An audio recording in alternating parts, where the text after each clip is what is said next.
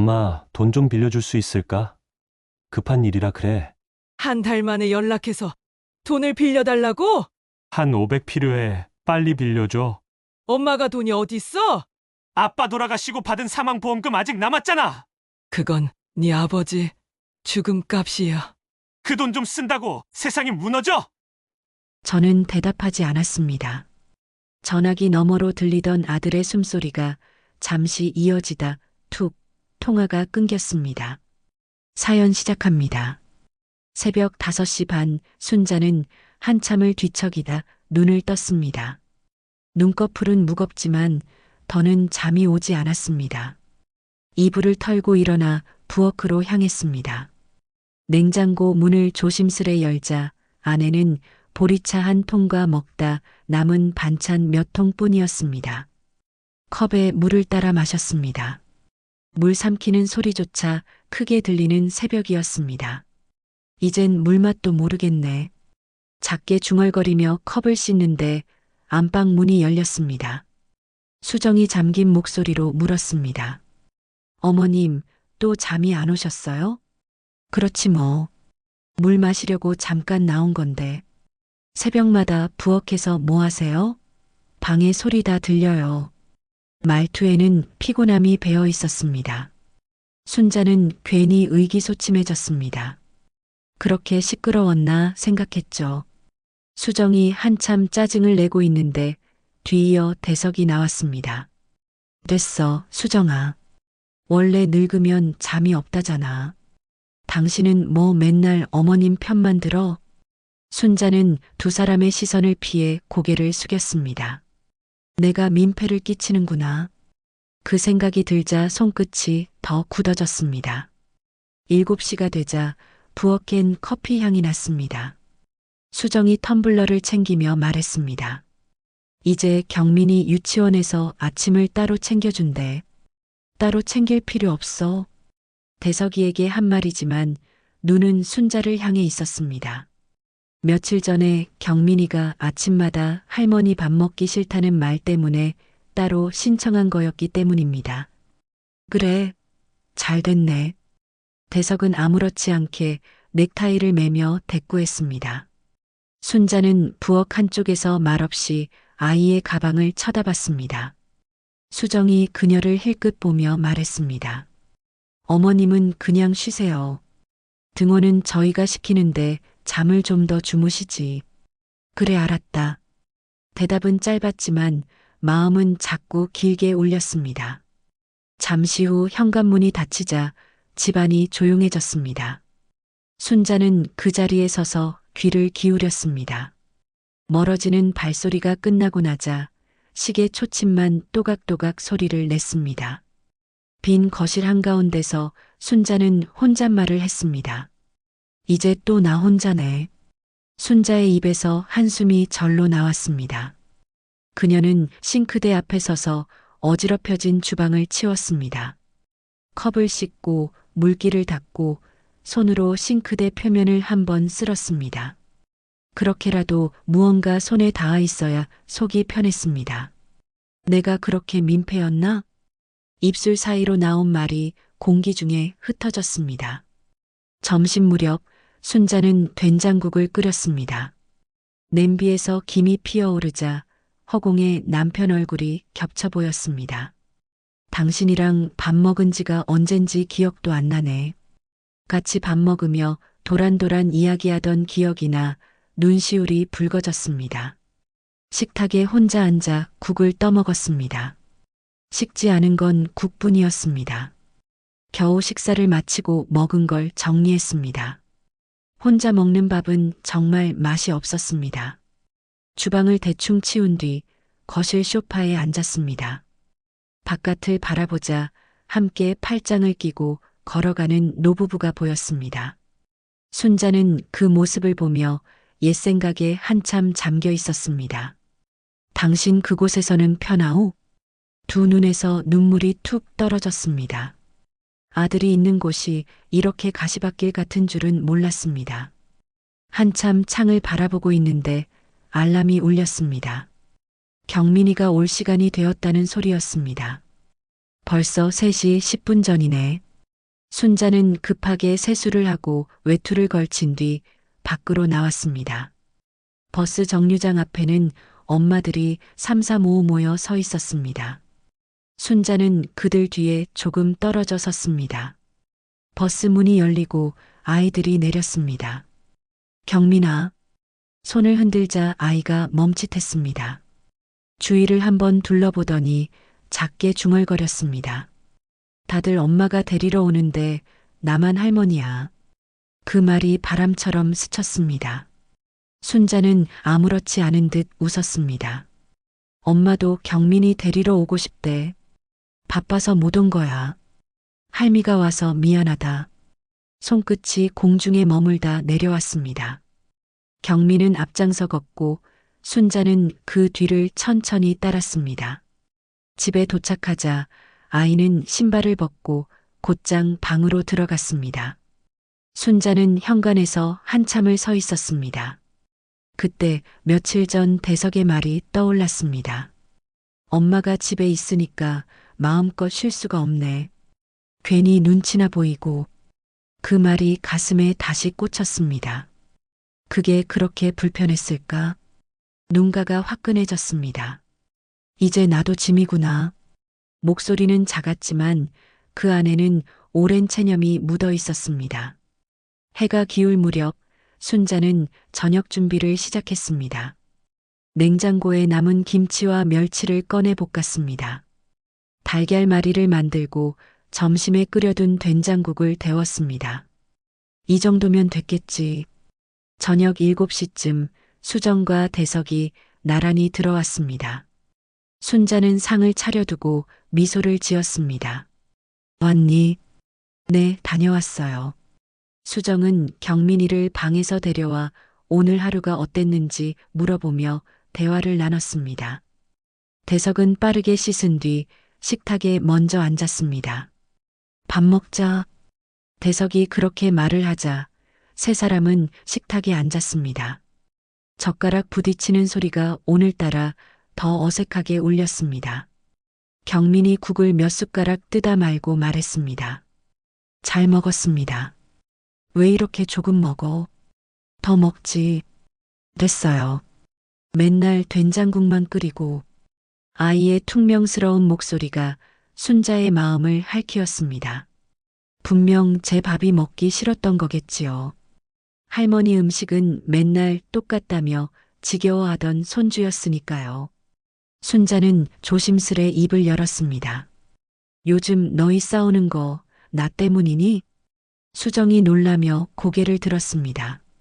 그런 거 아니에요, 어머님. 아니긴. 오늘 아침에도 싸우더만. 그게 아니라 그냥 저희도 피곤해서요. 그때 대석이 젓가락을 내려놓았습니다. 엄마도 이제 좀 생각 좀 해. 언제까지 이렇게 얹혀 살 거야? 얹혀 살다니? 너희 아버지 죽고 받은 돈으로 전세금 보탰잖니. 솔직히 말할게, 엄마. 맞아요. 보태주셨죠? 근데 그걸로 끝이잖아. 그 뒤로 엄마가 우리한테 해준 게 뭐가 있어? 순자의 손이 멈췄습니다. 뭐라고 했니, 지금? 대석은 눈을 피했습니다. 그건 그거고 이건 이거지. 우리도 힘들다고. 그 말에 순자의 눈빛이 흔들렸습니다. 나가달라는 말이야? 그래. 내가 어떻게 나한테 이럴 수가 있어. 어떻게? 화를 사기며 내뱉은 말이 공기 속을 가르며 흩어졌습니다. 네, 제발 좀 나가주세요. 우리 부부 숨 좀 쉬게. 밥도 맨날 똑같은 거야. 어휴 지겨워. 버럭 소리를 지른 대석은 한숨을 푹 내쉬며 방으로 들어갔습니다. 순자는 믿기지 않는다는 표정으로 대석의 뒷모습을 바라봤지만 쾅 하고 문 닫는 소리만 들려왔습니다. 순자는 멍하니 식탁 위를 바라보다 자리에서 천천히 일어났습니다. 문득 손끝이 떨렸습니다. 방으로 들어와 조용히 문을 닫았습니다. 불도 켜지 않은 방 안은 어둡고 차가웠습니다. 그녀는 침대 모서리에 앉아 양손으로 얼굴을 감쌌습니다. 내가 그렇게 민폐였나? 한 지붕 아래 사는 게 그렇게 싫었을까? 숨이 가빠졌습니다. 눈물이 양손 사이로 떨어져 무릎을 적셨습니다. 밖에서는 그릇 부딪히는 소리와 TV 소리가 들려왔습니다. 제가 방으로 들어가니까 옳다구나, 편하게 나온 것이겠지요. 그것조차 속이 상했습니다. 정말로 불편하구나, 나라는 존재가. 순자는 고개를 들어 천장을 올려다봤습니다. 여보, 나 이제 어디로 가야 할까? 너무 외롭고 지쳐. 그 말이 방 안에서 메아리처럼 맴돌았습니다. 그날 밤 순자는 옷장 구석에 있는 캐리어를 꺼냈습니다. 옷 몇 벌, 약봉지, 남편 사진, 그리고 손대지 않던 1,000만 원짜리 통장. 내 짐은 이게 다구나. 지퍼를 잠그는 소리가 방 안을 가득 채웠습니다. 문틈으로 새어 들어오는 불빛이 얼굴을 스쳤습니다. 순자는 문고리를 잡으며 속삭였습니다. 어디 한번 잘 살아봐라. 현관문이 닫히며 작은 바람이 발끝을 스쳤습니다. 밤 공기가 차가웠습니다. 새벽 공기가 살을 파고들어 몸이 굳어졌습니다. 순자는 겨우 캐리어를 끌며 골목을 천천히 걸었습니다. 새벽 가로등 아래로 긴 그림자가 늘어졌습니다. 정처 없이 걷다가 눈에 보이는 찜질방에 들어갔습니다. 탕에 몸을 담그고 나오니 새벽 4시 반쯤 되었습니다. 찜질방 안은 새벽 시간에 맞지 않게 사람들로 가득했습니다. 불가마 문 앞에서 왔다 갔다 하는 사람들의 발자국 소리, 매점 아주머니가 맥반석 달걀을 그릇에 담는 소리, 식혜를 따르며 나는 달그락거림이 섞여 이상하게 시끄러웠습니다. 순자는 괜히 의기소침해져 벽 쪽 구석에 앉아 있었습니다. 얇은 수건 하나를 어깨에 두른 채 무릎을 모으고 허리를 숙였습니다. 잠을 청하려 해도 잠이 오지 않았습니다. 자꾸만 머릿속이 복잡해졌습니다. 눈을 감으면 대석의 얼굴이 떠올랐고 눈을 뜨면 불빛 아래 며느리의 얼굴이 떠올랐습니다.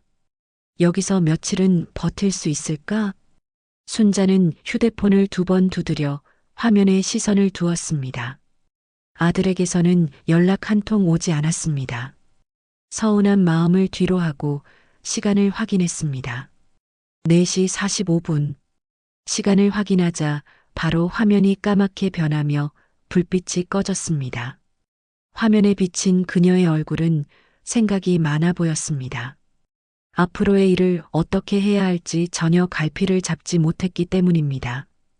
그래도 마음속에서 정한 딱 한 가지가 있었습니다. 고향으로 가야겠다. 그렇게 마음먹자 순자는 조용히 일어나 탈의실 쪽으로 향했습니다. 욕탕에서 들려오는 물소리와 사람들의 웃음소리가 섞여 나왔습니다. 불가마 옆을 지나는데 문이 열리며 뜨거운 공기가 밀려왔습니다. 그녀는 잠시 그 열기에 얼굴을 돌리자 모녀 둘이서 깔깔 웃으며 수다를 떠는 모습이 보였습니다. 행복해 보이는 그들의 모습에 그동안의 억눌림이 한꺼번에 밀려오는 듯 가슴이 저려왔습니다. 딸이 좋아, 딸이. 이럴 줄 알았으면 자식을 더 볼 걸 그랬어. 그렇게 중얼거린 순자는 라커룸에 도착했습니다. 열쇠로 캐비닛을 열어 옷을 꺼내 입고 겉옷을 걸쳤습니다. 슬쩍 보인 거울에 비친 얼굴은 낯설었습니다. 피곤이 내려앉은 눈 밑, 푸석한 입술, 그리고 깊게 팬 주름. 그녀는 가만히 손으로 얼굴을 쓸었습니다. 사물함에서 캐리어를 꺼내 손잡이를 세웠습니다. 끌고 나가는데 바퀴가 마룻바닥을 긁는 소리가 유난히 컸습니다. 프런트 앞을 지나칠 때 계산대 옆에서 알바생이 꾸벅 졸고 있었습니다.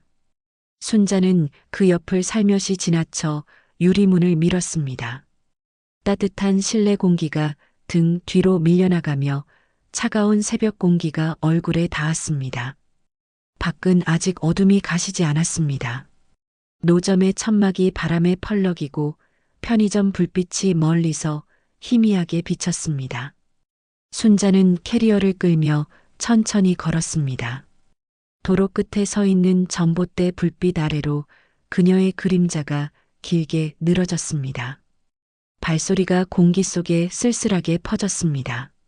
손끝이 시렸지만 이상하게 발걸음은 멈추지 않았습니다. 버스터미널 앞에 도착했을 때 시계는 5시 40분을 가리키고 있었습니다. 문이 열린 대합실 안에는 출근길 손님들이 하나둘 들어오고 있었습니다. 구석에는 커피 자판기 대신 편의점이 있었고 편의점 아주머니는 삼각김밥을 진열대에 올리고 있었습니다. 왜인지 낯선 느낌이 들어 금방 고개를 돌려버렸습니다. 순자는 곧바로 온양행 첫차 시각표를 확인했습니다. 6시 10분. 손끝에 힘이 들어갔습니다. 무서운 마음이 들어서요. 조심스레 표를 끊고 의자에 앉아 허리가 살짝 굽었습니다. 앉은 채로 가만히 손을 무릎 위에 올려놓았습니다. 그 손등 위로 아침 햇살이 스며들 듯 희미한 빛이 비쳤습니다. 따스한 햇살만이 저를 위로해주는 듯 했습니다. 온양행 버스가 도착하자 사람들은 우르르 일어섰습니다. 순자도 조심스레 캐리어를 끌고 줄 끝에 섰습니다. 운전기사가 표를 확인하고 문을 열었습니다. 계단을 오르며 손잡이를 잡자 손끝이 떨렸습니다.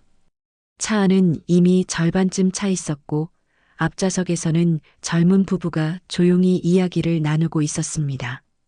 순자는 창가 쪽 빈자리에 앉아 허리를 세웠습니다. 곧이어 문이 닫히고 엔진 소리가 울리며 버스가 천천히 움직이기 시작했습니다.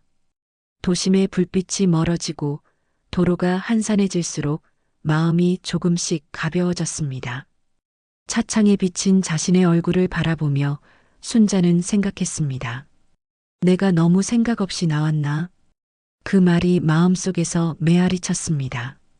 하지만 뒤로 물러설 수는 없었습니다.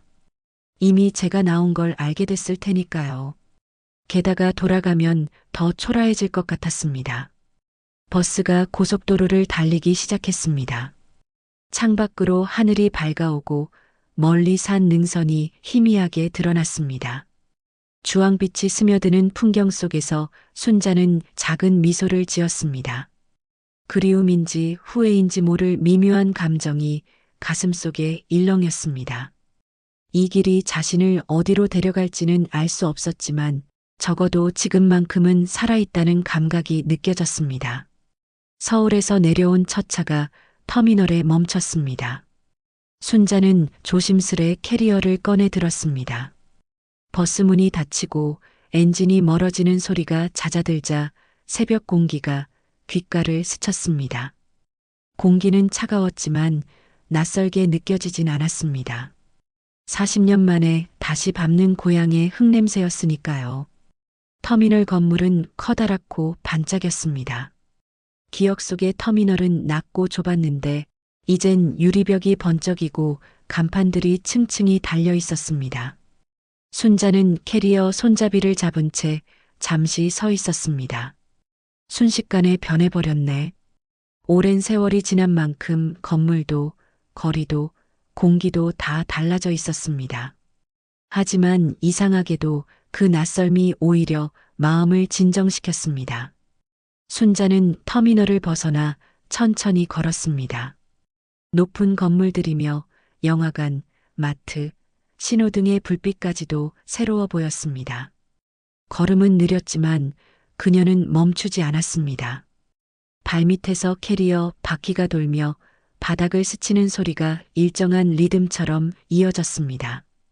길이 가물가물했습니다. 머릿속에서는 오래된 기억이 희미하게 엉켜 있었습니다. 이 길이 맞았던가 아니면 저 골목이었나? 그때 멀리서 학생들이 무리지어 걸어오고 있었습니다. 교복을 입고 서로 떠들며 웃고 있었습니다. 순자는 무심코 그들을 따라갔습니다. 길을 잃은 사람처럼 그 웃음소리가 방향을 알려주는 나침반 같았습니다. 아이들을 따라 걷자 어느새 지하차도 입구가 나타났습니다. 낮고 좁은 통로 안으로 아이들이 하나둘 들어가고 있었습니다. 그녀도 그 뒤를 따라 천천히 걸었습니다. 벽면은 차가웠고 아이들 신발 밑창이 바닥을 치는 소리가 메아리처럼 울렸습니다. 순자는 그 소리를 들으며 자신도 언젠가 이 길을 건넜던 때를 떠올렸습니다. 그 시절 겨울 아침의 김서린 입김, 친구들과 장난치던 웃음소리. 기억이 너무 오래되어 이제는 마치 남의 이야기 같았습니다. 지하차도를 빠져나오자 눈앞에 붉은 벽돌 담장이 나타났습니다. 그 너머로 학교 건물이 보였습니다. 예전보다 훨씬 커지고 단정해진 모습이었습니다. 하지만 교문 앞 풍경은 어쩐지 여전했습니다. 교복 입은 아이들이 몰려들고 버스에서 내린 학생들이 뛰어가고 그 옆으로는 여전히 작은 문구점 하나가 자리를 지키고 있었습니다. 순자는 그 앞에서 걸음을 멈췄습니다. 낡은 미닫이 문이 덜컥 열리며 안쪽에서 누군가 나왔습니다. 세면 가방을 든 여인이었고 축축한 머리카락을 손수건으로 훔치며 주변을 둘러봤습니다. 순자는 무심코 고개를 들었다가 그 얼굴에서 익숙한 이목구비를 알아봤습니다. 윤금이었습니다. 윤금은 순자를 보자마자 눈이 커지며 외쳤습니다. 세상에, 순자 맞지? 순자는 순간 몸이 굳었지만 이내 어색하게 웃었습니다. 윤금아, 오랜만이네. 진짜 몇 년 만이야? 너 여기 웬일이야? 그냥 잠깐 내려왔어. 잠깐? 아예 온 건 아니고. 윤금은 순자의 캐리어를 슬쩍 쳐다보며 말했습니다. 글쎄, 아직은 잘 모르겠어. 윤금은 짧게 숨을 고르며 순자를 위아래로 살폈습니다. 그래, 그럴 수도 있지. 그럼 일단 우리 집 가자. 남편은 게이트볼 나가서 없고 나 혼자야. 따뜻한 차라도 한잔하고 가. 윤금이 먼저 골목길로 걸음을 옮겼습니다. 순자는 잠시 망설였지만 캐리어 손잡이를 세우며 천천히 뒤를 따랐습니다. 골목 끝에 낮은 담장이 보였고 그 너머로 주황빛 감나무가 고개를 내밀고 있었습니다. 윤금의 집은 오래된 슬레이트 지붕 아래 자리 잡고 있었습니다. 대문을 들어서자 툇마루 끝에 화분이 가지런히 놓여 있었습니다. 윤금은 현관문을 열며 뒤돌아봤습니다. 마음 편히 들어와. 뭐 대단한 집도 아니야. 집 안에는 햇살이 은은하게 번졌고 벽에는 낡은 가족 사진이 걸려 있었습니다. 순자는 마루에 캐리어를 세워두며 조용히 앉았습니다. 윤금은 전기주전자를 올리고 찻잔을 꺼내며 말을 이었습니다. 서울살이 힘들었지? 순자는 고개를 숙였습니다. 그냥 이젠 좀 지쳤어. 사람이 다 그렇지. 나도 예전에 그랬어. 도시가 사람을 말려버리잖아. 그래도 넌 여기 남았구나. 남았다기보다 돌아온 거지. 결국 제자리로. 윤금의 말에는 묘한 단단함이 배어 있었습니다. 물이 끓자 윤금은 두 잔의 컵에 차를 따라냈습니다. 따뜻한 김이 얼굴에 닿자 순자는 살짝 눈을 감았습니다. 이 동네 냄새 여전하네. 그렇지? 세월이 흘렀지만 공기만은 그대로야. 순자는 창밖을 바라봤습니다. 바람에 흔들리는 감나무 가지 사이로 햇살이 반짝였습니다. 그래서 너 어디 묵을 데는 있어? 윤금이 조심스럽게 물었습니다. 순자는 잠시 입술을 달싹였지만 쉽게 말이 나오지 않았습니다. 아직은 생각 중이야. 그럼 며칠 우리 집에 있어. 방 하나 비었어. 눈치 볼 사람도 없고. 아니야, 괜히 민폐될까봐. 민폐는 무슨 친구끼리 그런 말 하지 마. 그냥 있다가 생각나면 그때 나가. 어차피 이 동네 방 구하려면 아는 사람 손 거쳐야 돼. 윤금은 웃으며 찻잔을 다시 밀어줬습니다. 순자는 그 잔을 두 손으로 감싸 쥐었습니다. 손끝에 온기가 스며들었습니다.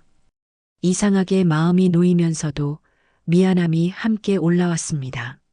나는 늘 신세 지는 쪽이구나. 윤금이 부엌 쪽으로 가며 말했습니다. 점심은 집에서 먹고 가. 반찬 많아. 순자는 작게 웃으며 대답했습니다. 그래, 그러면 잠깐만 신세 질게. 그 말 뒤엔 작은 한숨이 따라붙었습니다. 윤금은 찻잔을 내려놓으며 순자를 바라봤습니다. 순자야, 오늘은 그냥 쉬어. 우리 집에서 며칠 지내다 천천히 생각해. 사람이 마음이 어수선할 땐 결정을 급하게 하면 안 돼. 순자는 고개를 숙인 채 두 손을 무릎 위에 올려놓았습니다. 고맙긴 한데 내가 괜히 민폐되는 것 같아. 너네 집 식구들도 있을 텐데. 식구는 무슨, 남편은 하루 종일 게이트 볼장에 있고 애들은 다 서울 갔어. 나랑 남편만 사는 집인데 민폐될 게 뭐가 있어. 윤금은 부드럽게 웃으며 말했다. 순자는 말없이 창가 쪽으로 시선을 돌렸습니다. 햇살이 감나무 가지 사이로 비쳐 들어왔습니다. 창문 틈으로 들어오는 바람이 커튼을 살짝 흔들었습니다. 그 조용한 움직임 속에서 마음 한켠이 잠시 놓이는 듯 했습니다.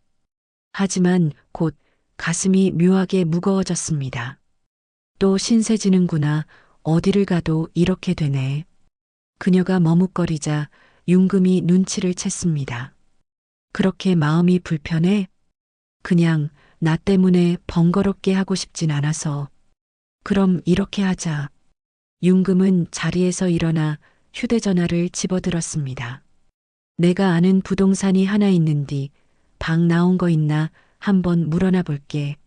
아니야, 굳이 지금. 지금이니까 전화하지. 주인도 낮에 볼 수 있을 거요. 윤금은 단호하면서도 따뜻한 목소리로 말했다.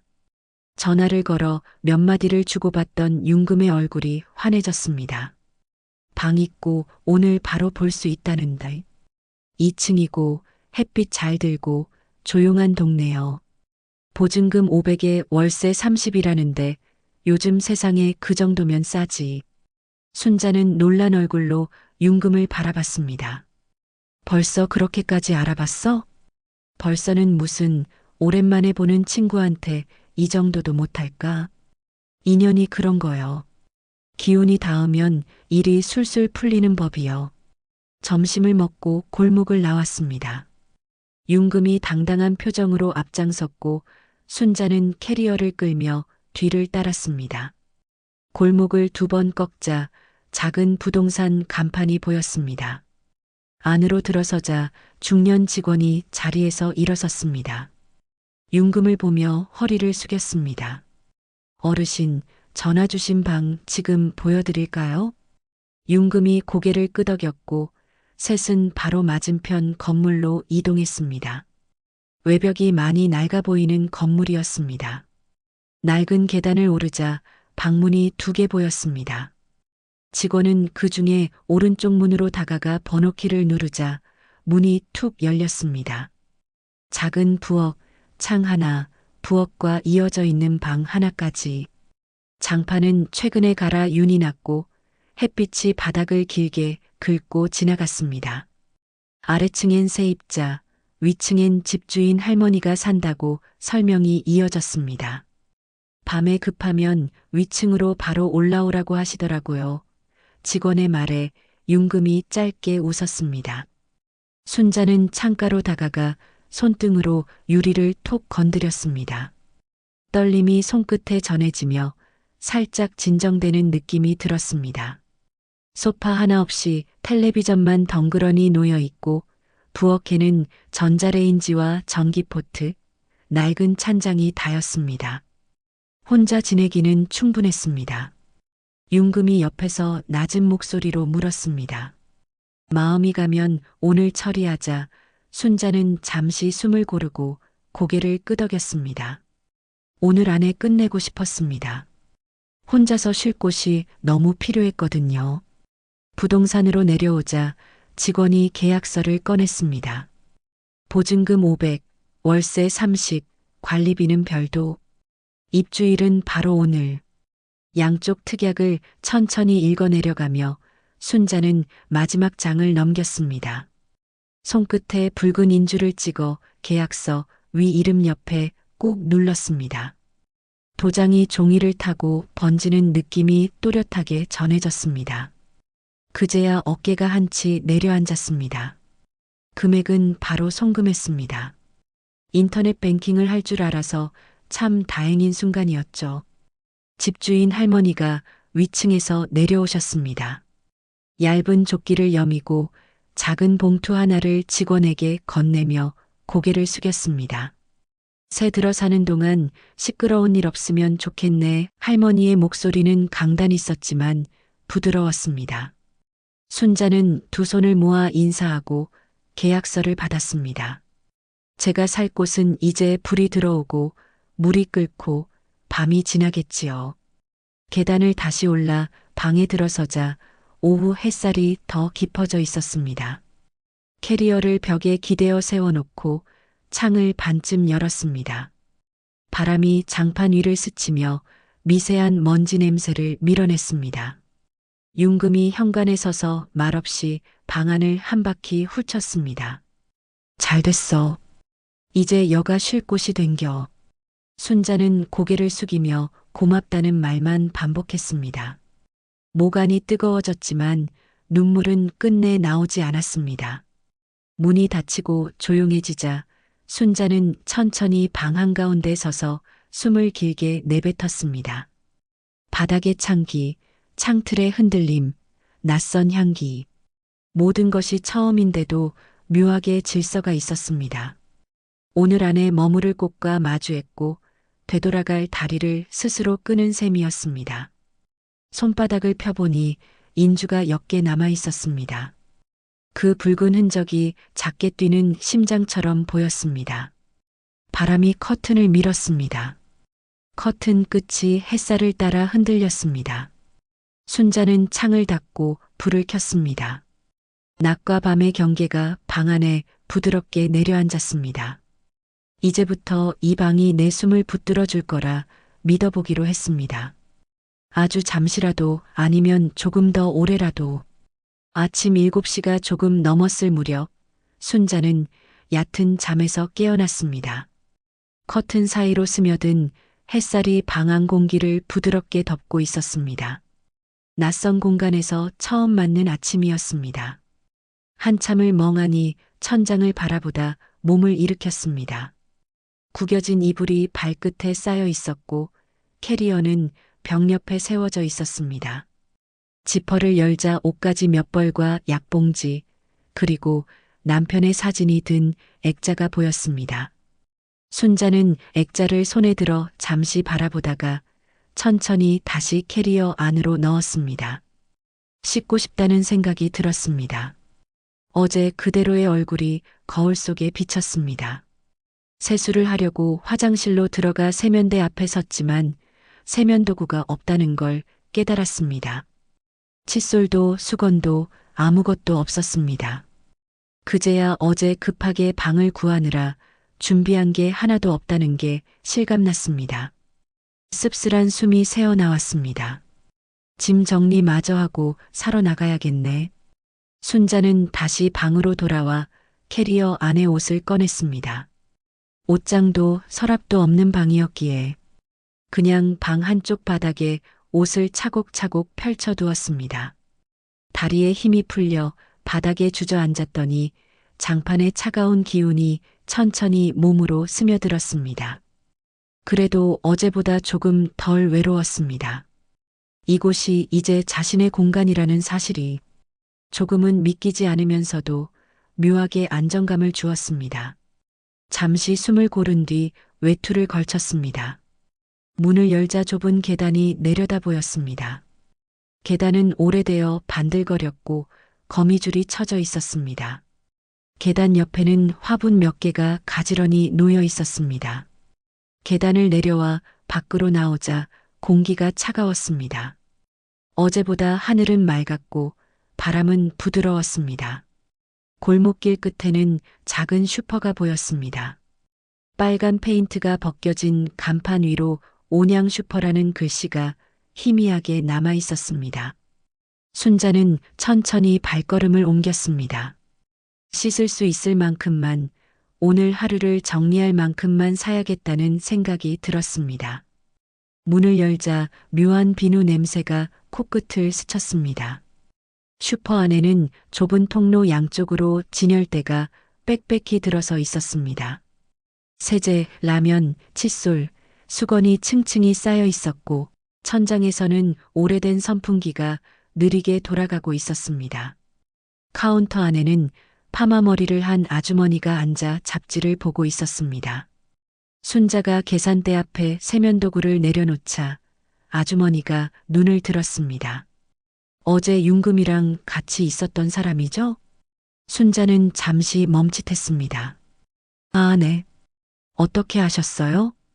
어머나 윤금이가 동창 내려왔다고 얼마나 반가워하던지. 오늘 목욕탕에서도 그 얘기 하시더라고요. 내 친구가 서울에서 왔는데 남편 가고 고향으로 온 거래 혼자 산다는데 얼마나 기특해 이러면서 말이에요. 순자는 입꼬리를 억지로 올렸습니다. 아, 그래요? 윤금이가 원래 소식이 좀 빠르지요. 아주머니는 손바닥으로 입을 가리며 웃었습니다. 그게 또 정이지 뭘. 여기 사람들 다 그렇게 살아요. 말 한마디라도 섞어야 살맛 나지. 순자는 대꾸하지 고 필요한 것만 가져와 계산을 마치고 봉지를 들었습니다. 유리문을 밀고 나오자 햇살이 이마를 비쳤습니다. 입가엔 미묘한 웃음이 번졌습니다. 온양은 하나도 변하지 않았구나. 사람 사는 냄새가 말이 돌고 도는 속도마저 옛날 그대로였습니다. 하지만 그 속에 섞인 자신이 이젠 예전의 순자가 아니라는 걸 문득 깨달았습니다. 손에 든 봉지가 묘하게 무거워졌습니다. 그래, 뭐 어때? 나도 그냥 흘러가는 얘기 중 하나면 되지. 그녀는 조용히 속삭이며 다시 골목 안으로 걸음을 옮겼습니다. 멀리서 누군가 윤금이 친구라며 하고 부르는 소리가 들렸지만 순자는 돌아보지 않았습니다. 그저 햇살이 번지는 골목을 따라 천천히 걸었습니다.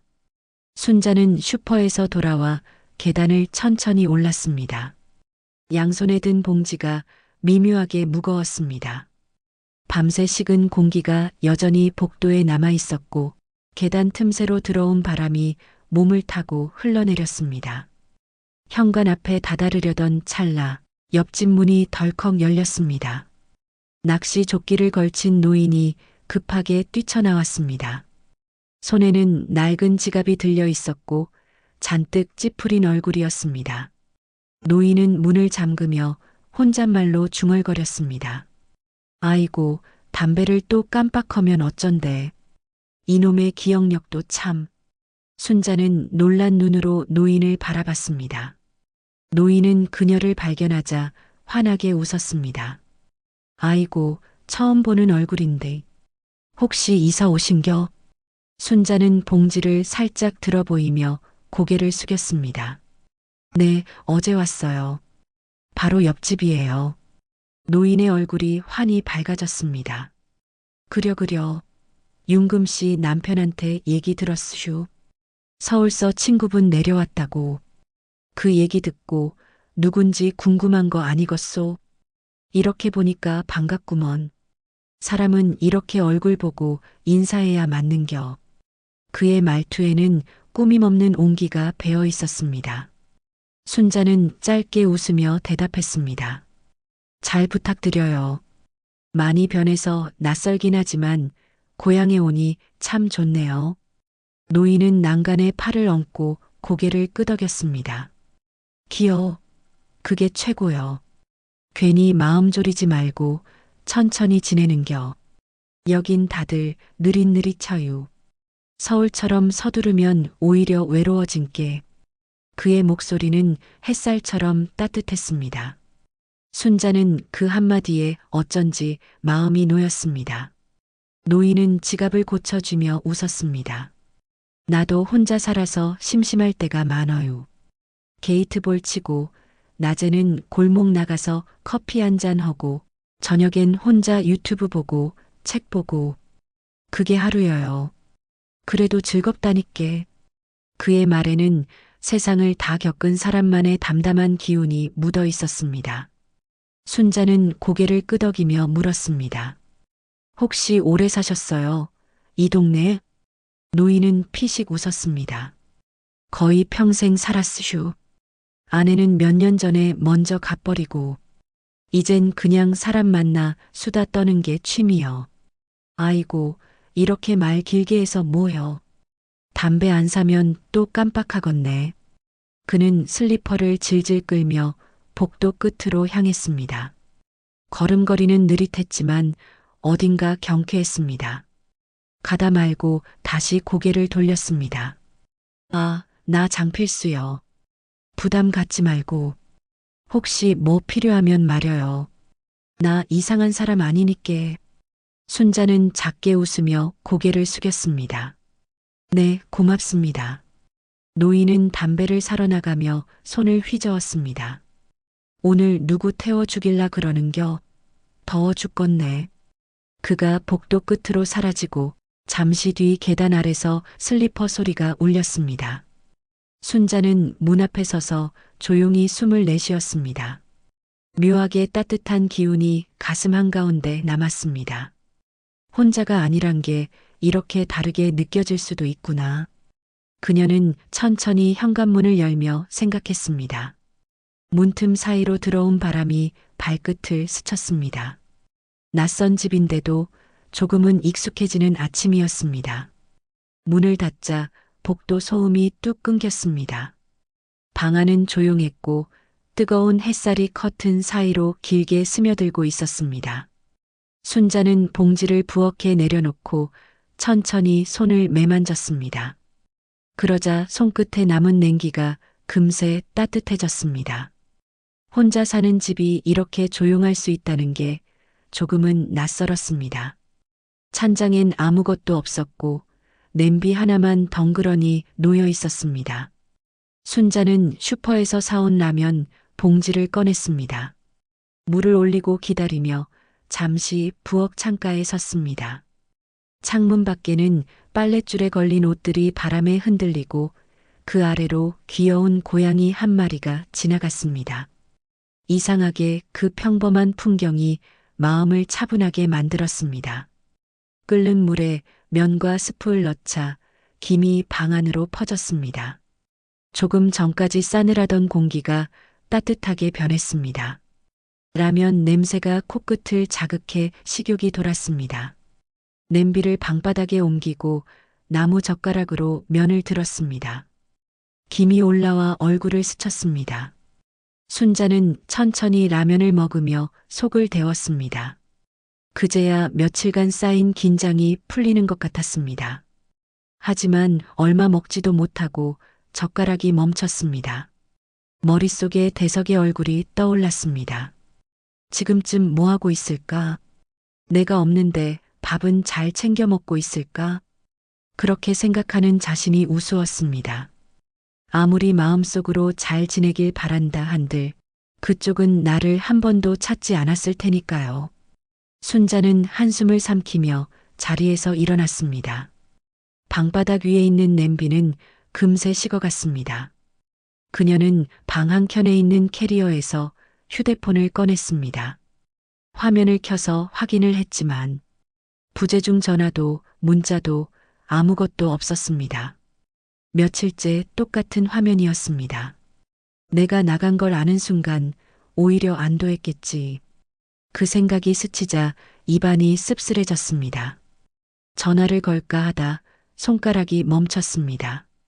뭐라고 말을 꺼내야 할지 몰랐습니다. 왜 연락이 없냐 따져야 할까? 아니면 오히려 잘 지낸다고 해야 할까? 하지만 그 어떤 말도 입 밖으로 나오지 않았습니다. 그냥 화면을 꺼버렸습니다. 불빛이 사라진 자리엔 낯선 고요만 남았습니다. 순자는 이불을 펴고 그 위에 몸을 눕혔습니다. 천장에 비친 희미한 그림자가 부드럽게 흔들렸습니다. 눈을 감자 라면 냄새와 함께 방금 전 대석의 얼굴이 떠올랐습니다. 멀리 있는 것 같으면서도 너무 가까이 와 있는 얼굴. 그 얼굴을 떠올리는 것만으로도 가슴이 답답해졌습니다. 하지만 이상하게도 눈가에 맺혔던 눈물은 금세 마르듯 사라졌습니다. 그 대신 몸이 한결 가벼워졌습니다. 누구의 눈치도 보지 않아도 되는 밤, 누구의 숨소리도 섞이지 않는 방, 그 안에서 순자는 오랜만에 자기 숨을 들이켰습니다. 외로움이 있었지만 그 외로움이 꼭 나쁜 것만은 아니었습니다. 그래, 나만 생각해야지. 그녀는 속으로 중얼거리며 눈을 감았습니다. 창밖에서는 이웃집 강아지가 짧게 짖었습니다. 그 소리가 희미하게 사라지자 방 안은 완벽히 고요해졌습니다.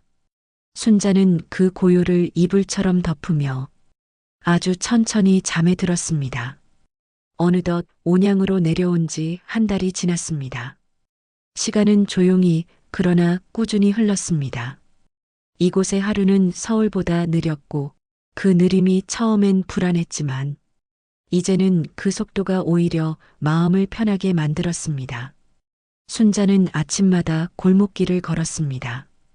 빨래를 널어두는 소리, 멀리서 들려오는 초등학교 종소리, 슈퍼 아주머니가 진열대를 닦는 소리까지 모든 게 고향의 리듬처럼 느껴졌습니다. 집 근처 화단엔 작은 봉선화가 피어 있었고 그 옆에서 장필수가 물을 주며 말했습니다. 순자 씨, 인제 완전히 적응한 거 아니여? 한 달이면 이제 이 동네 사람이여. 순자는 웃으며 대꾸했습니다.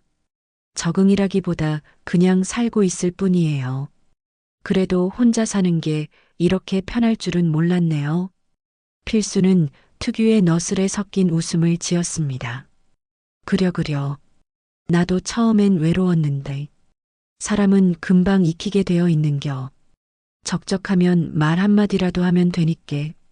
둘은 자연스레 자주 마주치게 되었습니다. 필수는 가끔 게이트 볼장에서 남은 음료나 과자를 건네며 이웃이라면 서로 나눠야 한다고 말했습니다. 어느새 순자도 문 앞에 나가 그를 기다리는 날이 늘었습니다.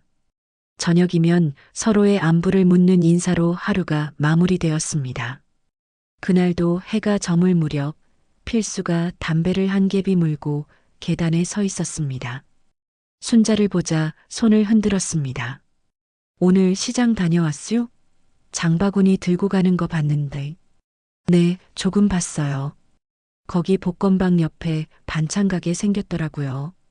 필수는 피식 웃으며 고개를 끄덕였습니다. 맞아, 거기 내 친구가 하는 가게요. 복권방 주인이 내 고등학교 동창이란 말 안 했든가? 맨날 나보고도 사보라 하지. 근데 내가 그런 건 영 팔자가 아니여. 순자는 고개를 끄덕이며 웃었습니다. 저도 그런 건 안 믿어요. 사는 사람만 계속 사잖아요. 필수는 잠시 담배 연기를 내뿜으며 멀리 하늘을 봤습니다. 글쎄, 나도 그랬는디 말이여. 가끔은 그런 생각 드는겨. 하루라도 기분 좋게 혹시를 믿어보는 게 뭐가 나쁘겠냐고. 사는 게 다 그렇잖여. 기대라도 해야지. 순자는 그 말을 곱씹었습니다. 기대? 언제부턴가 자신은 그런 감정을 놓고 살았다는 걸 깨달았습니다. 기대하지 않으면 덜 아플 줄 알았고, 그래서 모든 걸 미리 포기하며 살았던 거죠. 하지만 필수의 말에는 묘하게 위로가 섞여 있었습니다. 필수는 슬쩍 웃으며 말을 이었습니다. 이번 주 토요일이 복권 추첨 날이여 한 장 사서 맞춰봐요. 안 되면 웃고 되면 밥 사는 거지 뭐. 이런 재미라도 있어야 살맛이 나는겨. 순자는 잠시 멈칫했습니다. 돈이 아까워서가 아니라 이런 제안이 너무 오랜만이라 어색했습니다. 하지만 필수의 얼굴에 번진 해맑은 웃음에 자신도 모르게 미소를 지었습니다. 그래요 뭐. 한 장쯤 사볼까요? 그런 거요. 이 세상에 나쁜 일만 있는 거 아녀유. 가끔은 좋은 일도 생기고 그러는겨. 필수는 즐겁게 웃으며 계단을 내려갔습니다. 순자는 그 뒷모습을 한참 바라봤습니다. 그의 말투, 느긋한 걸음, 햇살처럼 따뜻한 웃음이 묘하게 오래 남았습니다. 문을 닫고 들어와 부엌 불을 켰습니다. 냄비 뚜껑을 열자 따뜻한 된장국 냄새가 방 안으로 퍼졌습니다. 식탁 위엔 조금 남은 밥과 김치 한 접시, 그 옆엔 융금이 주고 간 장조림 반찬이 놓여 있었습니다. 순자는 조심스레 국을 덜며 생각했습니다. 한 달 전 이 부엌에선 식은 라면 냄새만 났는데 이젠 밥 냄새가 나네. 그렇게 중얼거리자 입가에 작은 웃음이 번졌습니다. 금요일 저녁 복권방에 들러 복권을 하나 샀습니다. 집으로 돌아오는 길에 본 하늘은 붉게 물들고 골목 끝 분식집에서 튀김 냄새가 흘러나왔습니다. 순자는 복권을 손에 들고 걸었습니다. 비닐 안에 복권 한 장이 손에 닿을 때마다 작은 기대 같은 게 마음속에서 톡톡 솟았습니다. 괜히 샀나? 그래도 한 장쯤이야. 그녀는 스스로를 달래듯 중얼거렸습니다. 집에 돌아오자 저녁 햇살이 커튼 사이로 길게 들어와 있었습니다. 식탁 위에 복권을 올려두고 남은 국을 데우며 숟가락을 꺼냈습니다. 미역국 냄새가 방 안을 천천히 채웠습니다. 한 숟가락 뜨려던 순간 휴대폰이 진동이 울렸습니다. 순자는 반사적으로 고개를 돌렸습니다. 화면 위엔 대석이라고 떠 있었습니다. 한 달 동안 한 번도 울리지 않았던 이름이었습니다. 순자는 천천히 숨을 고르며 통화 버튼을 눌렀습니다. 여보세요. 엄마야? 그래, 한 달 만에 연락을 다 주고 아주 좋네. 그렇게 말 좀 안 할 수 없어? 내가 먼저 연락했잖아. 그래서? 용건이 뭐니? 아니, 그게 돈 좀 빌려줄 수 있을까? 급한 일이라 그래. 순자는 젓가락을 내려놨습니다. 손끝이 떨렸습니다. 한 달 만에 연락해서 돈을 빌려달라고? 얼마나 필요하길래 그러니? 한 500 필요해. 엄마가 도와주면 안 돼? 안 돼. 엄마가 돈이 어딨어? 아니, 엄마. 그 사망보험금 아직 있잖아. 아빠 돌아가시고 받은 거 그대로 둔 거 다 알아. 그건 내 아버지 죽음값이야. 아빠 돌아가신 지가 언젠데. 그 돈 좀 쓴다고 세상이 무너져? 엄마, 나 진짜 이번엔 필요해. 이미 3천만 원 줬잖아. 전세자금으로. 또 그 소리야? 엄마나 엄마 자식이야. 하나뿐인 자식. 그거 하나 못 해줘? 순자는 대답하지 않았습니다. 전화기 너머로 들리던 아들의 숨소리가 잠시 이어지다 툭 통화가 끊겼습니다. 통화가 끊긴 뒤 방 안은 고요했습니다. 휴대폰 화면이 천천히 꺼지며 어둠 속으로 사라졌습니다. 순자는 그대로 식탁에 앉아 있었습니다. 숟가락은 미역국에 잠겨 식어 있었고 국물 위엔 기름막이 얇게 떠 있었습니다. 손끝에 남은 열기가 빠르게 식어갔습니다. 창문 틈새로 들어온 바람이 커튼을 밀었습니다. 달빛이 식탁 위를 스쳤습니다. 그 위엔 복권 한 장이 그대로 놓여 있었습니다. 한때 가볍게 느껴지던 종이가 지금은 이상하게 무거웠습니다. 순자는 천천히 그 위에 손을 얹었습니다. 차갑고 말라붙은 종이 한 장이었지만 마치 자신이 세상에 붙잡힌 마지막 끈처럼 느껴졌습니다. 왜 나한테만 이런 일이 생길까? 그녀는 속으로 중얼거렸습니다. 아들이 떠올랐습니다. 늘 말끝이 날카롭고 눈빛은 차가웠던 얼굴, 며느리의 냉랭한 목소리, 손주가 자신을 피하던 표정까지 모두 한꺼번에 밀려왔습니다. 그날 새벽 부엌 불빛에 며느리가 문을 열며 짜증 섞인 목소리로 말했었죠. 어머님, 새벽마다 뭐 하세요? 방까지 다 들려요. 잔뜩 날이 선 그 말이 아직도 귀에 남아 있었습니다. 그리고 그 옆에서 괜히 되지도 않는 말을 하며 슬쩍 편을 들던 아들. 자신의 편이 되어줄 줄 알았던 아들이 편 들어주는 척 하다가 결국 자신을 버렸습니다. 가슴 깊은 곳에서 서늘한 무언가가 일어났습니다. 손주 경민이도 생각났습니다. 유치원에서 돌아오던 날 다들 엄마가 데리러 오는데 나만 할머니야. 그날 밤 이불 속에서 그 말만 수없이 떠올랐습니다. 결국 그 말 한마디가 자신이 이 집에 설 자리가 없다는 걸 알려준 마지막 신호였다는 걸 이제야 알 것 같았습니다. 순자는 숨을 내쉬었습니다. 숨이 아닌 한숨이었습니다. 그래, 내가 너무 오래 붙잡고 있었지. 그녀는 천천히 자리에서 일어나 불을 껐습니다. 방 안이 금세 어두워졌습니다. 냉장고 돌아가는 소리와 시계 초침 소리만 또각또각 들렸습니다. 모든 소리가 멈춘 뒤에도 자신의 심장 소리만 크게 울렸습니다. 휴대폰 불빛이 다시 한번 켜졌다 꺼졌습니다. 아들이 보낸 문자가 하나 들어왔습니다. 엄마 미안해. 그래도 300만 원만 빌려줘. 제발. 엄마잖아. 순자는 잠시 그 문자를 바라봤습니다. 눈앞이 흐려졌습니다. 손끝이 미세하게 떨렸습니다. 그럼에도 답장은 하지 않았습니다. 그냥 휴대폰을 뒤집어 놓았습니다. 처음엔 먹먹하더니 이제는 슬픔보다 무감각이 더 컸습니다. 이젠 더는 기대하지 않겠다고, 더는 용서하지 않겠다고 속으로 다짐했습니다. 대서가 이제 연락하지 마라. 너한텐 엄마가 짐이었잖니. 이젠 너한테 아무것도 안 바랄 테니 너도 바라지 마라. 그렇게 답장하고 휴대폰을 뒤집어 내려놓았습니다. 순자는 복권이 놓인 식탁을 다시 바라봤습니다. 하얀 종이 위 숫자들이 흐릿하게 보였습니다. 그 위에 달빛이 내려앉았습니다. 그녀는 천천히 손을 뻗어 복권을 접었습니다. 손끝이 조금 떨렸지만 그 손짓엔 더 이상 미련이 없었습니다.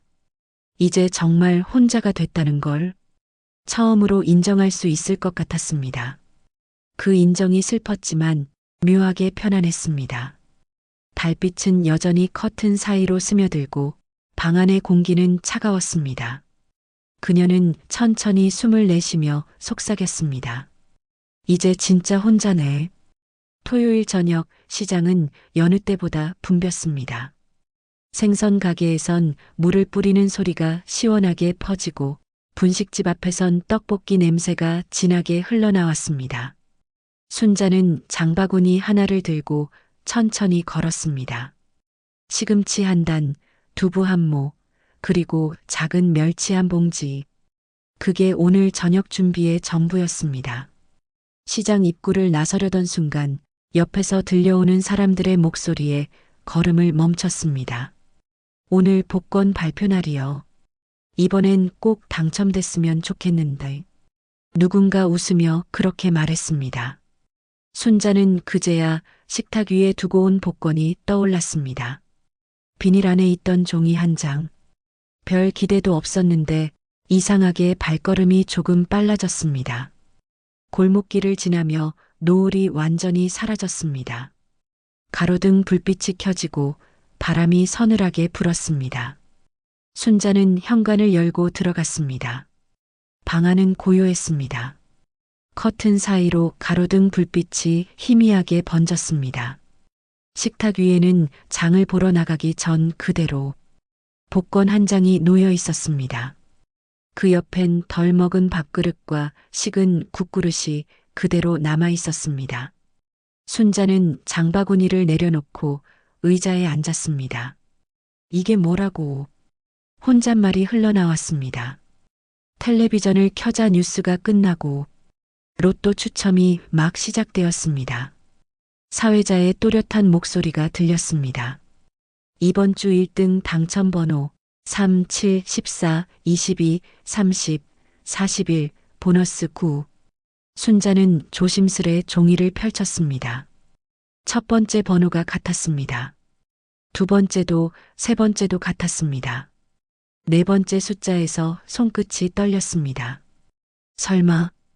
그녀는 숨을 고르며 마지막 줄을 읽었습니다. 숫자가 모두 같았습니다. 순자는 한동안 화면을 바라보았습니다. 방 안의 시계 초침 소리만 또각또각 들렸습니다. 심장이 규칙적으로 뛰는 게 아니라 불규칙하게 두근거렸습니다. 그녀는 복권을 내려다봤습니다.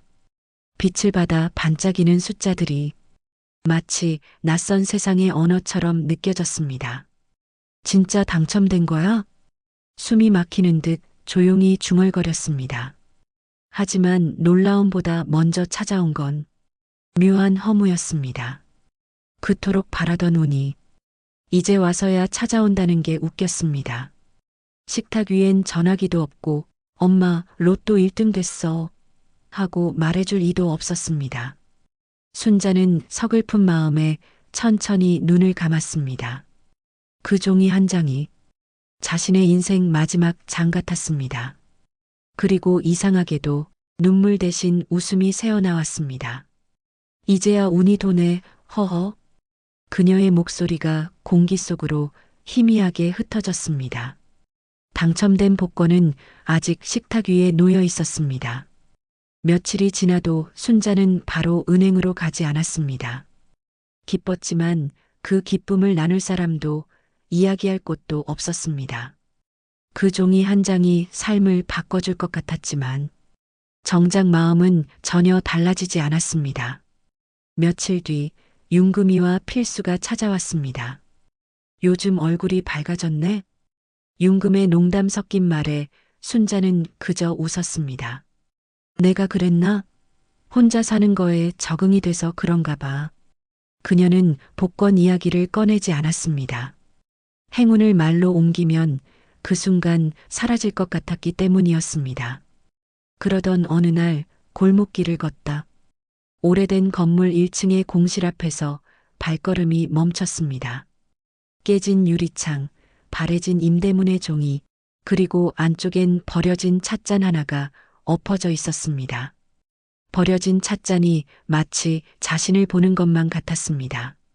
순자는 한참을 그 자리를 바라보다가 문득 속으로 중얼거렸습니다.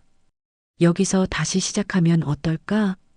그날 밤 순자는 오랜만에 밤을 꼬박 새웠습니다. 그동안 미뤄둔 생각이 하나둘 떠올랐습니다. 이제는 나도 누군가를 따뜻하게 맞이하고 싶다. 이제는 혼자 말고 함께 사는 걸 배워야겠다. 복권으로 얻은 돈은 그 시작을 위한 힘처럼 느껴졌습니다. 한 달 뒤 시장 골목 끝에 작은 카페가 문을 열었습니다. 하얀 커튼이 달린 창문, 손수 칠한 간판에는 온양커피라고 적혀 있었습니다. 그 밑에는 순자가 직접 쓴 문장이 작게 새겨져 있었습니다. 따뜻한 사람의 냄새가 나는 곳. 아침마다 커피 향이 골목을 채웠습니다. 윤금은 장을 보러 오는 길에 들러 오늘은 아메리카노를 외쳤고 필수는 오후마다 책을 들고 와 여기가 책 읽기 딱이더라고 하며 웃었습니다. 순자는 손님이 올 때마다 커피를 내리고 낯선 이에게 먼저 말을 걸었습니다. 오늘은 많이 덥죠? 그렇게 하루가 또 하루가 흘렀습니다. 순자는 혼자 있어도 외롭지 않았습니다. 말 한마디에 웃는 얼굴, 손님이 두고 간 인사 한마디가 이전엔 느껴보지 못한 사람의 온기로 다가왔습니다. 그녀는 매달 수익 일부를 모아 복지관에 커피 원두를 기부했습니다. 받은 운을 나누면 더 오래가. 그 말을 하며 윤금에게 웃어 보이던 얼굴은 예전보다 훨씬 부드러워졌습니다. 그날 오후 문 앞 종소리가 짧게 울렸습니다. 순자는 바쁜 손을 멈추고 고개를 들었습니다. 유리문 너머 낯익은 실루엣이 서 있었습니다. 대석이었습니다. 그 옆에는 며느리가 조심스레 서 있었고 손엔 작은 아이의 손이 꼭 쥐어져 있었습니다. 문을 밀고 들어오는 순간 카페 안의 커피 향이 세 사람을 감쌌습니다. 순자는 아무 말 없이 서 있었습니다. 대석이 천천히 다가왔습니다. 엄마. 그 한마디가 공기 속에서 가라앉듯 흩어졌습니다. 순자는 잠시 그 자리에 서 있다가 카운터 안으로 돌아가 커피잔을 꺼냈습니다. 잔이 부딪히며 작은 소리가 났습니다. 앉아. 커피 식기 전에 먹어야 맛있어. 대석이 조용히 고개를 끄덕였습니다. 며느리와 손주가 따라 앉았습니다. 창밖으론 늦은 오후에 햇살이 부드럽게 번지고 커튼이 바람에 살짝 흔들렸습니다. 그 순간 순자는 생각했습니다. 도대체 뭐 때문에 온 걸까? 커피 향이 천천히 식어갔습니다. 대석은 잔을 앞에 두고 한참을 말이 없었습니다. 순자는 의자에 앉아 손을 모았습니다. 테이블 위에 커피잔이 서로의 숨결 사이에서 미세하게 흔들렸습니다. 엄마. 대석이 조심스레 입을 열었습니다. 그땐 너무 몰랐어요. 엄마가 곁에 있을 때가 얼마나 고마운 일이었는지. 순자는 시선을 내리지 않았습니다. 그저 손끝으로 컵 가장자리를 천천히 훑쳤습니다. 대석은 숨을 고르며 말을 이었습니다. 서울에서 엄마 없이 지내다 보니까 알겠더라. 우린 늘 편했어. 냉장고 열면 반찬이 있고 옷장엔 옷이 늘 깨끗하게 들어 있었고 그게 다 엄마 덕분이었는데 그걸 당연하게 생각했지. 며느리가 그 옆에서 조용히 고개를 숙였습니다. 저도 그래요, 어머님. 그때는 제가 너무 예민했어요. 아이 키우고 일하느라 하루가 전쟁 같았어요. 근데 돌아보니까 어머님이 계셨을 때가 오히려 평화였어요. 그걸 왜 이제야 알았는지 모르겠어요. 순자는 여전히 말이 없었습니다. 대석은 조용히 잔을 들어 한 모금 마셨습니다. 돈 때문에 온 거 아니에요, 엄마. 그건 오해하지 마세요. 그는 잠시 눈을 감았다가 천천히 말을 이었습니다. 집 정리했어요. 그래서 빚도 다 갚았어요. 이제 미련 없이 내려온 거야. 서울은 우리한텐 너무 각박하더라. 순자는 손끝을 포개며 낮게 물었습니다. 그럼 이제 어떻게 할 생각인데? 엄마 옆에서 살고 싶어요. 엄마가 외롭지 않게 우리도 다시 배우면서. 대석의 목소리엔 흔들림이 없었습니다. 그 얼굴엔 진심이 묻어 있었습니다. 손주는 순자를 바라보다가 작게 웃었습니다. 할머니, 나 할머니 밥 먹고 싶어. 엄마 밥맛 없어. 그 말에 순자의 입가가 미세하게 흔들렸습니다. 한동안 잊고 있던 감정이 천천히 올라왔습니다. 하지만 그럼에도 마음 한켠엔 아직 조심스러운 의심이 남았습니다. 정말 이번엔 변한 걸까? 그녀는 그 생각을 입 밖에 내지 않았습니다. 다만 잔을 들어 올리며 말했습니다. 그래, 일단 밥부터 먹자. 사람은 먹어야 기운이 나는 법이지. 대석은 고개를 숙이며 웃었습니다. 엄마한테 그 말 들으니까 진짜 집에 온 것 같다. 순자는 대답 대신 커피잔을 천천히 내려놓았습니다. 창밖에서 바람이 불어 커튼이 살짝 흔들렸습니다. 햇살이 네 사람의 얼굴을 비추었습니다. 순자는 조용히 그들을 바라봤습니다. 오랜 세월이 흘러도 이상하게 변하지 않는 게 하나 있었습니다. 가족의 얼굴을 보는 것만으로도 가슴이 아리고 따뜻해지는 감정이었습니다. 그래, 사람은 결국 사람 곁에서 사는 거구나. 그녀는 마음속으로 그렇게 중얼거렸습니다. 창가 너머로 노을빛이 카페 안으로 스며들었습니다. 커피 향이 다시 퍼졌습니다. 그 냄새는 오래전 가족이 모여 웃던 저녁의 냄새와 닮아 있었습니다. 온양의 봄은 유난히 따뜻했습니다. 골목마다 벚꽃이 피고 바람엔 커피 향이 섞여 있었습니다. 카페 온양커피 간판 아래에는 새 글귀가 붙어 있었습니다. 함께 나누면 더 따뜻해지는 삶. 그 문장은 순자가 직접 쓴 것이었습니다. 이제 순자는 카페 근처의 작은 단층 집으로 옮겨 살고 있었습니다. 하얀 대문 앞에는 화분 몇 개가 줄지어 있고 그 위로 햇살이 내려앉아 고요한 오후를 채웠습니다. 이사는 대석 부부와 윤금 그리고 필수가 함께 도왔습니다. 손주는 새 집안을 뛰어다니며 웃음소리를 냈습니다. 순자는 마루 끝에 서서 방안을 둘러봤습니다. 좁지만 따뜻했고 오래된 집 특유의 냄새가 마음을 편하게 했습니다. 창문을 열자 바람이 살짝 밀려와 커튼이 흔들렸습니다. 그 안엔 묘하게 익숙한 평화가 있었습니다. 필수가 웃으며 말했습니다. 이제 진짜 새 출발이네, 순자 씨. 그 돈으로 이런 집 마련하고 카페까지 하다니 대단해. 윤금이 고개를 끄덕였습니다. 복권 얘기 그때는 입도 안 뗐잖아. 근데 잘했어. 괜히 떠벌렸으면 오늘 같은 날도 없었을 거야. 순자는 잔잔히 웃었습니다. 그때는 믿기지도 않았어. 돈보다도 뭘 해야 살겠다는 생각이 먼저 들더라. 그래서 카페를 연 거야. 혼자 있고 싶지 않아서. 대석은 조용히 순자의 옆으로 다가왔습니다. 엄마, 정말 잘했어. 이제 우리도 같이 도울게. 순자가 돌아보자 며느리도 미소를 지었습니다. 저도 아르바이트라도 할래요. 사람들 많아지면 힘들잖아요. 순자는 손을 저으며 웃었습니다. 됐어. 이제는 힘든 일 그만하자. 그냥 다 같이 밥 잘 먹고 웃고 살면 되지. 그 한마디에 대석이 고개를 숙이며 웃었습니다. 손주는 커피잔 뚜껑을 두드리며 장난을 쳤습니다. 순자는 아이 머리를 쓰다듬었습니다. 따뜻한 온기가 손끝에 남았습니다. 그 온기가 오래전 잃었던 감정을 천천히 되살렸습니다. 창밖으로 햇살이 스며들고 카페 쪽에서 은은한 커피 향이 흘러왔습니다. 순자는 천천히 숨을 들이켰습니다. 이 냄새가 이제는 외로움이 아니라 살아있다는 증거로 느껴졌습니다. 그녀는 마음속으로 조용히 중얼거렸습니다. 이제 괜찮아. 정말 괜찮아.